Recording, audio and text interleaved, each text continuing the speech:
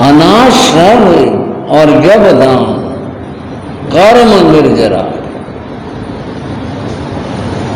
बताने के बाद गौतम ने पूछा, भगवान क्या वे संत पार्श्वनाथ की परंपरा के संतों के लिए पूछा, क्या वे तत्व निरूपण में समर्थ हैं? भगवान ने कहा, हंतार्थी, हाँ, वे समर्थ है। समर्थ कौन होगा? जो ज्ञानी होगा। तो भगवान ने उनके ज्ञानी होने का, कि वे ज्ञानी हैं, इस बात का समर्थन करते। हाँ, वो समर्थ हैं तत्व निरूपण में, वे समर्थ है। गौतम स्वामी गंभीर कुछ सोचने लगे। इस बात को लेकर तीर्थंकर प्रभु ने भी इस बात का समर्थन कर दिया। वस्तुतः ये संत कितने महान होंगे, इस रूप में सोचा। मन में उनकी प्रशंसा भी की, धन्य हो जिनका ज्ञान इतना निर्मल है, जिसके लिए भगवान ने भी कह दिया, हाँ समर्थ है। मन से उनकी प्रशंसा की, धन्य हो उन्हें जो इतना ज्ञान रखते हैं और समर्थ हैं। कुछ देर मौन रहने के बाद गौतम स्वामी ने भगवान से पुनः एक प्रश्न पूछा। और क्या पूछा? भगवान, ऐसे संतों के संग से, ऐसे संतों के पास जाने से, उनकी बात सुनने से क्या लाभ होता? ये ज्ञानी है, समर्थ है तत्व निरूपण में, उनके पास जाने से क्या लाभ? भगवान इस संबंध में जो फरमाएंगे वह तो सत्य होगा ही। पहली बात तो इसको सरल बना लें, और वो यह है कि संतों के दर्शन का क्या लाभ है। सीधा सा हो गया प्रश्न, सहज बन गया। उससे क्या होता? भगवान ने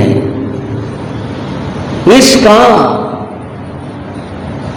संक्षेप में उत्तर दिया, छोटा सा उत्तर, और कहा, संतों के पास में जाने से जीव को, व्यक्ति को ज्ञान का लाभ होता। किसका लाभ बताया? ज्ञान का लाभ होता है। ज्ञान अगर पाना है, प्राप्त करना है, तो संतों के पास जाना चाहिए। ये बात सारी चर्चा के बाद हमारे सामने निकल कर यह आए कि संतों के पास जाना चाहिए। अगर ज्ञान प्राप्त करना है, ज्ञान लेना है। यह है संतों के पास जाने का, सत्संग का फल हुआ। इसका ये लाभ हुआ। तुलसीदास ने एक बात कही, मुद मंगलमय संत समाजू, संत समाज कैसी है कि जहां पर सदैव आनंद होता है, चिंताएं और बातें दुनिया में बहुत है। अगर किसी को सहज होना है तो उसका जो स्थान है वह है मुद मंगलमय संत समाजो, जिमे जग जंगम तीर्थ राजू। तुलसीदास ने भी कहा ये तो चलते फिरते तीर्थ हैं, साधु, इनके पास जाना चाहिए।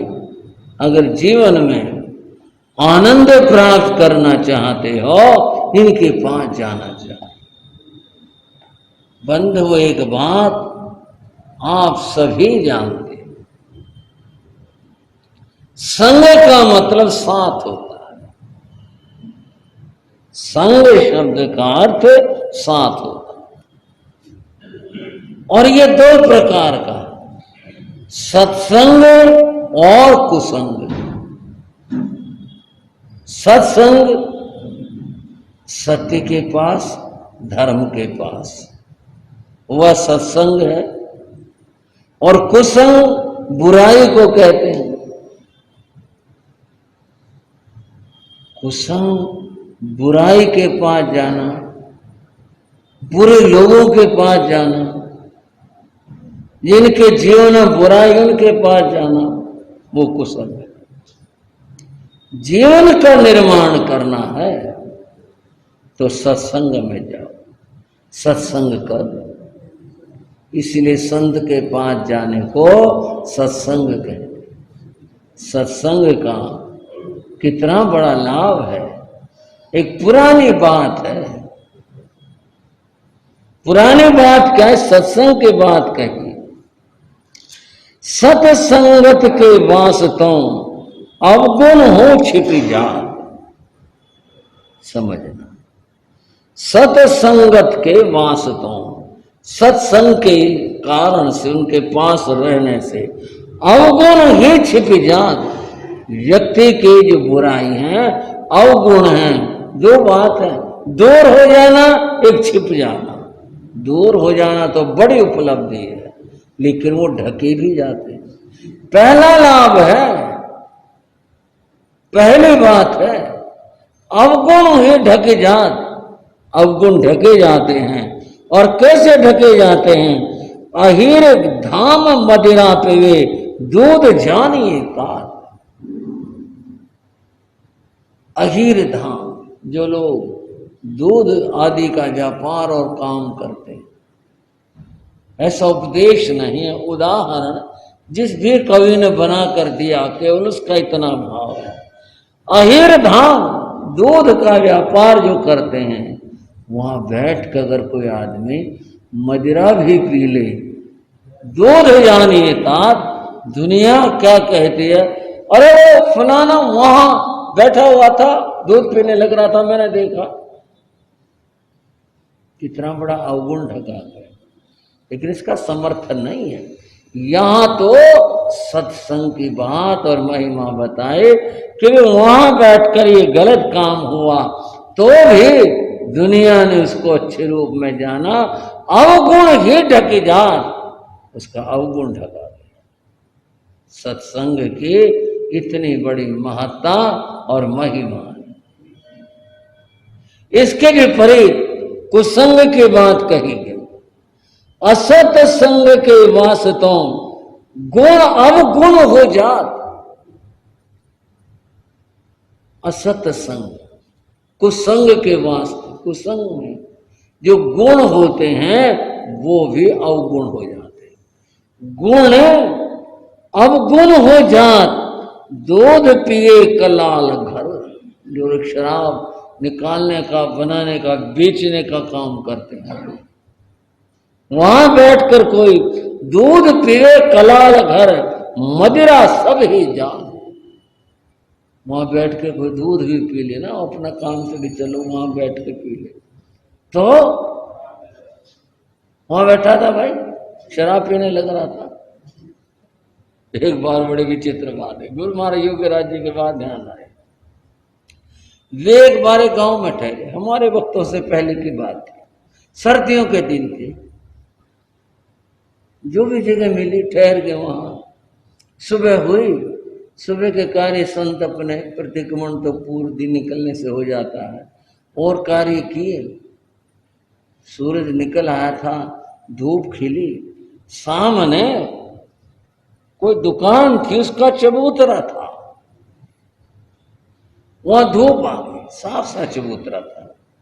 गुरु महाराज ने देखा भाई वहां धूप है, वो स्वाध्याय करते थे सुबह, तो वो उठे, किसी से पूछा भाई यहाँ बैठ जाए थोड़ी देर, वो बोला हाँ जी बैठो जी। वो गए, अपने रजोन लगाया, प्रतिलेखना की, आसन बिछाया, बैठ गए, अपने स्वाध्याय करने लगे। थोड़ी सी देर बीती,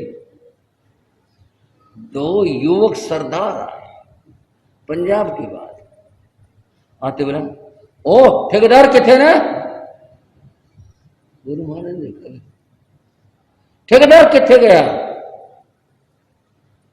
गुरु महाराज बोले क्या बात है भाई, किसको पूछ रहे? दोनों पूछ रहे हो, क्या बात है? वो ठेकेदार किथे है? भाई हम तो संत है, मैं तो वैसे आ बैठा, बात क्या है? कैसा ठेका, किस बात की बात कर रहे हो? वो देखो तो सी ऊपर दो शीशी लटकी हुई थी, वो ऊपर दरवाजे के ऊपर निशाने के लिए जैसे शराब के ठेके की दुकान थी। बोलो देखो, गुरु महाराज ने देखो, बोलो बड़ी गलत जगह आ गए, यहाँ तो साधु ने बैठना है। इसका तो पता नहीं था, तो शायद चबूतरा था, देखा भाई आके धूप आ रही थी, चलो आके बैठ गई। गलती तो होगी, देखा नहीं, अब इसे तो क्या कहें, अजाने में तो क्या हो जाए। बाकी संत की बात सामने आती है, ये तो हुआ। गुरु महाराज बोले सरदारो, गुरु महाराज उनको बोले तुम इतने सुंदर हो, जवान हो, और तुम ये खरीदने आए हो? बोले क्यों, की गल? बैठो, मेरी बात सुनो। बंद हुआ, उन्होंने बात करनी शुरू करी। उन्होंने सिख धर्म की बात भी बताई, नैतिकता की बात बताई, और उनको समझाया ये तो बहुत बुरी चीज, इससे तो 3 नुकसान होते हैं। पैसे का नुकसान होता है, स्वास्थ्य का नुकसान होता है, और प्रतिष्ठा की हानि होती है। दुनिया में कोई आदमी मिलेगा नहीं जो शराब पीता हो और कोई प्रशंसा के भाई साहब की क्या बात है, ये देखो 2 बोतल पी जाते हैं। कोई 2 किलो दूध पीता हो, उसको कोई जानने वाले की बात होगी, भाई साहब ये क्या बात है, 2 किलो दूध खड़े खड़े पी जाते हैं, अच्छा कमाल है भाई साहब आपका। लेकिन कोई शराब के बारे में कहता, कभी 2 बोतल पी जाते, 1 बोतल पी जाता है, कोई प्रशंसा करता है उसकी। चाहे शराब पीने वाला भी कोई क्यों ना हो, उसकी प्रतिष्ठा नहीं होती, इज्जत नहीं होती उसकी। दूसरी बात, ये सबको पता है, फिर पता नहीं इस बुद्धि के ऊपर क्या पर्दा पड़ा हुआ। सबको पता है शराब पीने वालों का लीवर खराब होता है, ये सारी दुनिया जानती है, फिर लोग पीते हैं, बस कुछ भी कह के पीते हैं, पीते हैं, और परिणाम ये देखने में आए, एक दिन आता है जब उनका स्वास्थ्य बिल्कुल खराब और खत्म हो जाता है, शरीर का विनाश हो जाता है। मौत तो सबकी आती है, पर वहां तो बुरी मौत आती है, लीवर खराब हो, फिर बड़ा मुश्किल होता है। स्वास्थ्य का नाश, और बंधो पैसे का नाश। आज तो कोई यूं नहीं कहेगा 2-2 किलो दूध पीता है, पैसे का नाश कर रहा है, यूं कहेंगे लोग अरे पैसे को कम से कम सार्थक तो कर दिया, पैसा तो आनी जानी चीज है, कम से कम खा करके पी करके कुछ तो शरीर बनाया। दुनिया यूं कहती है, पर शराबी को कोई नहीं कहता भाई शराब पीता हुआ पैसा सार्थक कर रहा, कहता है कोई इस बात को? सारी दुनिया में बदनामी है। और फिर लोग प्रयोग करते हैं। शराब पीने के 3 बड़े हानियां, नुकसान सामने हैं।